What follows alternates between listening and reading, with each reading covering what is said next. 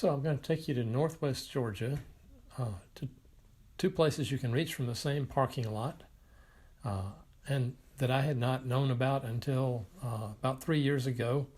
I didn't realize we had tufa deposits in Georgia, and I didn't realize that we had such great Silurian exposures that you can walk into in mine tunnels from about 100 years ago. So when we published Roadside Geology of Georgia back in 2013, we knew that McLemore Cove was a great example of a plunging anticline, and the adjacent Pigeon Mountain being a plunging syncline. The same year our book came out, this wonderful Natural Communities of Georgia came out. That was first author Leslie Edwards. I've done a lot of talks with her. The late John Costello contributed a lot of the geology to this, and therefore it's really nicely done. And I flipped to this picture and I said, oops, we missed something. And indeed we did, but I didn't realize how much we missed until, like I say, 3 years ago when I actually visited this place. So this is the location with putting it on top of Kressler's 1964 map. So the McLemore Cove, if you look at the stratigraphy on the right there, runs all the way from the Knox group of Cambrian Ordovician age all the way up to the top of Pigeon Mountain, Lookout Mountain, Pennsylvanian. And I'm going to turn us around to the looking down plunge on the McLemore Cove anticline, and then lay the geology on top of that. The units we're interested in are the Red Mountain Formation, overlain by the Fort Payne Chert, and then on top of that, about 900 feet of Mississippian limestone, which hosts the famous Ellison Cave on the other side of Pigeon Mountain, out of which limestone the water comes that runs over the waterfall and deposits the Tufa apron. So now we're down to the site we're going to visit, and here's the Fort Payne Chert, and overlying the Red Mountain Formation. Pretty low dips right here, and basically this is why the Silurian iron mining was done on this side of McLemore Cove, is because the gentle dips and a lot of iron was exposed and got a chance to be weathered, so a lot could just be picked up off the surface. Anyway, I'm going to start with the Tufa story. And this is what the area looks like in Google Earth without the overlay. And this is with the topography overlaid on it from Google Maps. So it turns out that the Shirley Miller Wildflower Trail, which is really why there's a parking lot there, is actually part of the story. And the Wildflower Trail has some unusual wildflowers, such as Virginia bluebells. And the soil that it's growing on is an alluvium called the Pettyjohn silt loam.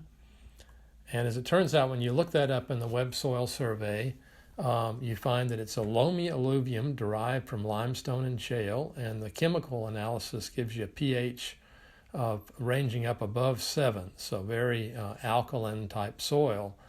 Derived from limestone and shale, well, you don't find a lot of loose limestone gravel in most stream beds, at least I never have. But I think there's a different explanation, and it has to do with this stuff called tufa. And tufa is a carbonate rock that forms in freshwater, very saturated freshwater places like Mono Lake in California. There are little underwater, little springs that came up in the lake when the lake was at a higher level and left these deposits behind.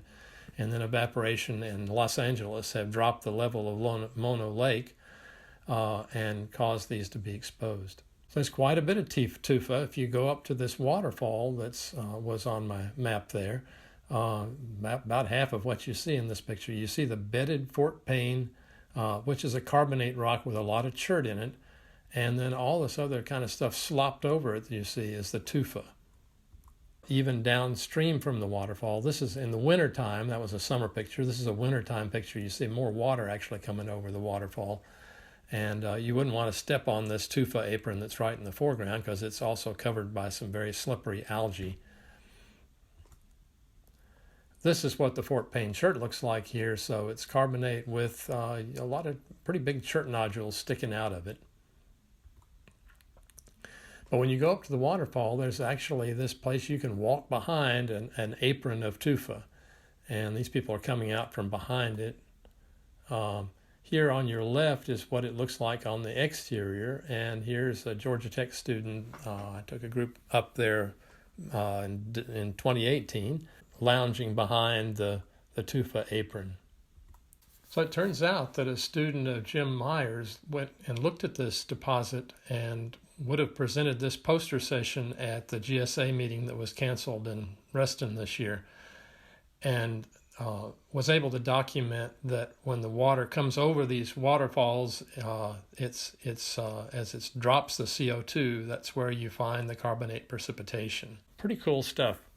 The other part of the story is the mine tunnels, and so the reason I learned about this in 2017 was because of Christine Walke, who takes people into caves professionally in northwest Georgia, and decided that she wanted to show people some the mine tunnels. She's based in Lafayette, and wanted some geological insight. And so I didn't know a lot about them, but fortunately Tim Chowns did, and I talked him into joining us. And one of the things Tim knew about was how they got the ore out through a little railroad that they built along parallel to the contour of Pigeon Mountain. And the cool thing is, if you zoom in on this topographic thing, you can actually see where the rail goes in through pierces each one of these little ridges that's coming out from Pigeon Mountain. And so the iron was actually hauled out by these tunnels, and as we will see that it was also mined out of the tunnels as well as out of the contour of the gently dipping deposits that were there on the surface that were, as I said, the weathered soil and the gently dipping hematite allowed them to mine all the way around these contours and then carry it out through these tunnels. So here's the path that you take, and you go around some of these ridges first, and then you wind up going through some of them.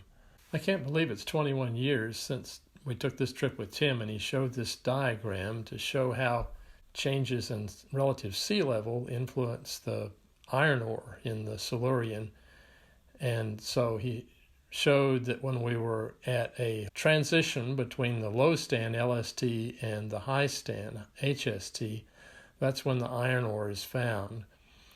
And apologies for this shameless promotion, but one of the reasons that Pamela Gore and I dedicated the book to Tim was because of his work with the Georgia Geological Society. So as I was making this video, I checked in with Tim, and he gave me this statement about why he thinks the ironstones are there during these higher sea level times. The shelf is starved of sediment, and the little bit of shells and ooids and so on that are lying around get abraded and coated with iron, and that's the source of the hematite. Okay, so here we are heading into the first ditch. There's a ditch that you visit before you get to any tunnels. I don't know whether it was a collapsed tunnel here or whether it was a cut, but you get to this and then you have to sort of go around the ridge. And then here's the first tunnel, and this is Christine about to lead us in. There's the hard hats that she was supplying us with, and lights and hard hats and all that she supplied us to go into these tunnels. And there's Tim, hadn't got his hard hat on yet, wondering whether it's going to be safe to go inside. We went inside, and along the base of the tunnels is where you find the hematite. So they actually cut these tunnels through the rock so that the hematite would be at the bottom of the tunnel, and they would get hematite out, dig down to the hematite level and get it out. And above all that is all these wonderful outcrops of Silurian. Most of the sandstone is red, and that was kind of deceived us at first, but it's only red stained. That's from the dust from the hematite that just clung to the surfaces of the sandstone. And this is what the deeper water facies, the limey, shaly, silty stuff looks like. And this is why we felt safe in there, is because of this roof, the very flat sandstone bed at the roof of these tunnels. And of course it's got some joints, and in 100 years you form some little stalactites. But that's what the roof looks like, and sometimes you see these wonderful trace fossils in that same roof that were things that were crawling along in the mud before that sand bed came in, I guess. And so one of the most interesting things in the tunnels were these apparent lenses that about 2 feet long, but actually you see them on both walls of the tunnels. So they're actually probably linear sand bodies, and they're very regular. They're spaced like this, and you follow them for almost the whole length of a 100-foot tunnel. Tim interprets them as cross sections of mega ripples that were out here on the outer shelf. So the storm waves reach down to this level and produce these mega ripples. And so this was about my last shot here. This is coming back, going into one of the tunnels. That's it.